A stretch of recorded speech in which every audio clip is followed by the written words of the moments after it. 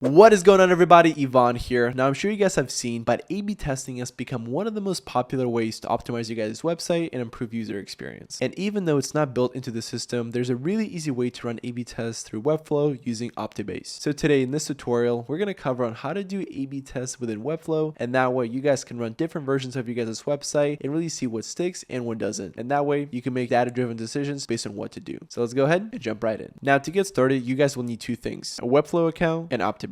Now, in order for this to work, you guys do need to have the basic version of the Webflow plan, just because there's going to be a custom code thing you'll need to enter in on the back end. Now, in order for us to get started, all we got to do is just go to apps right over here and make sure your guys' Optibase is connected. And if it's not yet, just go ahead and type in Optibase and it's going to pop up. Make sure to download it. Once you guys have that up and running, make sure to press launch here, and you guys are going to need an API key from the Optibase account. Then that's going to be super easy to get. And once you guys have created an Optibase account, and again, the links for everything are going to be down below in the description, all you got to do is press user here, and there's going to be an option here for API keys. Let's go ahead and click on it, and here's where you guys' secret API key is going to live. So that way we're kind of just connecting the two systems together. And once we have our secret glue here, go back to your guys' website and enter that API key. And boom, once that's up and running, go ahead and take that script right over here. Let's go ahead and copy it. Now we're going to go to our website settings. So top left corner, click the Webflow icon, and let's go to your guys' site settings. And this is where that basic plan comes in, because you guys will need it in order to access this custom code right over here. So scroll down to footer code and go ahead and copy and paste the code right below. Press save. So now once you guys get to this point, make sure that all the changes are going to actually take effect. So let's go ahead and publish your guys' site. And there you go. The hard part is done, and we only have a couple more steps in order to get our A/B test up and running. Now, once we make it back to our site, go ahead and go to your guys' applications one more time. Make sure you guys did everything correctly. So press check, and boom, we're going to be ready to rock and roll. Now from here, this is where you're going to be able to build that A/B test. Now it's really straightforward. There's going to be two different options for us. We can either create an A/B test right away, or if you guys would like, you can also go ahead and label a conversion in your guys' site. Now, what I mean by conversion, think about when something happens on your guys' website. So for example, this can be someone clicking on the link or someone filling out a form. That's kind of an action that's occurring on your guys' website. And a lot of times that's why A/B tests are extremely important, because they allow you guys to see what is working versus what is not, depending on how your page looks like. And that way with conversions, you guys can really see. But to keep things simple, we're going to make a really simple A/B test, and we're going to build from there. Now, all you guys got to do is select test type, press A/B test, and let's go ahead and name it AirPods. Let's press create. Cool. Now we need our variants. Now all we got to do is go ahead and make sure that there's something we're going to be comparing it to. So here we're going to have AirPods, right? That's going to be the first variant. And in a second, I'm going to create another one where it's going to be just pods. So we're going to go ahead and create our variant A. We can keep the same name, or we can go ahead and name it AirPods. Let's go ahead and name it accordingly. And that's going to be our main variable for now. Let's press connect, and boom, now they're going to be connected. And if you guys have missed it, it was super straightforward. All I had to do was just select the item that was going to be the main variable. And in that case, I was actually selecting AirPods, and from there on, that becomes our main variable. Now let's go back here, and remember, we need something to compare it against. Now we're going to go ahead and take AirPods, copy and paste here, and we're going to make it pods. Perfect. Now let's go ahead and create that variant B. We're going to name it pods. Let's go ahead and create it, highlight pods, connect, and boom, we're going to be ready to rock. So check it out. Right now we have pods and we have AirPods, two completely different things, but there's going to be a huge difference whenever you open up your phone or the website. So the first thing that people are going to see is either going to be AirPods or pods. As you guys can see, it's pretty easy to switch between the two. And if you guys want, you can go ahead and also select how much traffic you guys want to come. So for example, we only want 50% to come to AirPods and 50% go to pods, but you guys can go ahead and play around with that percentage. But in addition to that, you guys can also click restrictions, and from here you can actually select which version are people going to see in different states or different countries. So for example, if I'm in Antarctica, right, and you have a specific way to target folks in that area, you may show them a different version of the website. And that same thing can be applied if you're in a different state or a different region, or there's a certain bundle going on, right? You guys can kind of get the point. You can also do those restrictions when it comes to devices, and that way we can control on what's being seen on phone, tablet, or desktop. And same thing can apply to operating systems. Like for example, Mac OS, Windows, Android look completely different, and certain designers want to have a certain feel and look to their platform. And that way, depending on what you guys are looking for, you can go ahead and create an A/B test, and that way people are going to see different versions accordingly. Again, as you guys scroll down, same thing can apply to browser restrictions. And whenever you guys want to see the actual result behind what's going on, what people are clicking on, what's working versus what's not, that's where that conversion can really come into play, because we can go ahead and create like clicking a link or filling out a form, and we can connect different versions of the website. Like for example, if it's pods or AirPods, and see which one actually got more link clicks. But for this example, we're going to keep it quite simple. So in this test, we just have AirPods and pods. They're just going to switch places every other time. But if you guys do have a certain conversion you want to make, I'll go ahead and attach that conversion to your guys' A/B test, and that way you guys are going to have accurate data based on what's working working and what isn't. And once you guys find the version that's giving you guys the best results, what I'd personally do is go ahead and check off this box right over here, as it's going to turn off the A/B test once the winner is found. So cool. Once you guys are ready to go, all you guys got to do is for this A/B test, let's go ahead and make it active, and let's publish our site, publish selected domains, and boom, we're going to be ready to roll. So once we look on our website, this is going to switch between pods and AirPods depending on who's actually viewing it. And if you guys want to go further into the analytics, you can always do so on the Optibase tool by just going to test, and you can actually see that the AirPod test has been actually inputted into here as well. So you guys can actually see how many variants there are and how many tested users. So far, it's only been myself. From here, you can also see all the conversions, different events, or even different domain waitlists. But I'd say the coolest thing out there, and it's not out just yet, is going to be the reporting tool. And once it comes to reporting, since everything lives under one roof, you guys will have a better idea on what's going on when it comes to A/B test or conversions, and that way you'll have a better view under the hood. Again, this is not out just yet, but it should be coming fairly shortly. And if you guys ever get stuck with a question outside of this video, I would also go ahead and contact their customer support, because that way they can actually go inside of you guys' account and help you guys out. And when it comes to A/B test, here are the 3 tips that really helped me out within my journey. Now, the first thing that I would stress is to make sure that you guys test one variable at a time. Now, the reason why I'm saying this is because a lot of times you guys change so many different things out there on the website, whether it be a button or a link on the way it looks like, so you guys don't really know what is working, what is not. And I know I can sound like a broken record when it comes to reporting. However, it's going to be really crucial for you guys to actually see what is going on under the hood there. There's no point of doing an A/B test if you guys are constantly changing the entire landscape of your guys' website. It's okay to do it at the start, but once you guys find something that works, I will go ahead and tweak it in different areas, and that way you're going to see what is going to be the best version for us. Now, the second tip I have for you guys, and I was super guilty of this, is to make sure that you guys are running those tests for a sufficient amount of time. Now, hear me out here. I was super impatient whenever I first got started with anything e-commerce or website related. Whenever I wasn't getting sales or the results I wanted, I just kept changing one thing after another. This is a really bad habit because it doesn't allow you guys to see the full test for a good amount of time. In my experience, I think a week long is going to be the minimum, just because buying behaviors are going to be completely different on Monday, Tuesday, or Sunday. So again, that week is a minimum, but make sure you guys can run the test for as long as possible so you have accurate data. And lastly, make sure that you guys are targeting specific segments. Now, what I mean here is that one size does not fit all in one way or another. There are a ton of other variables you can optimize for, like new or returning users, but at minimum, make sure you guys have something for desktop, tablet, and mobile. And there you guys have it. That's how you do A/B tests within Webflow. As you guys see, doing these tests through Optibase can allow you guys to make those data-driven decisions, which can have a huge effect when it comes to the performance of your guys' website. By testing different things, you guys can find the best version for pretty much every single variable, all the way from CTAs to the actual layout of your guys' website. So if you guys want to try out Optibase or Webflow for yourself, the links for them are going to be down below in the description. And if you guys got some value out of this, please make sure to leave a like and subscribe for more videos like this. Till next time,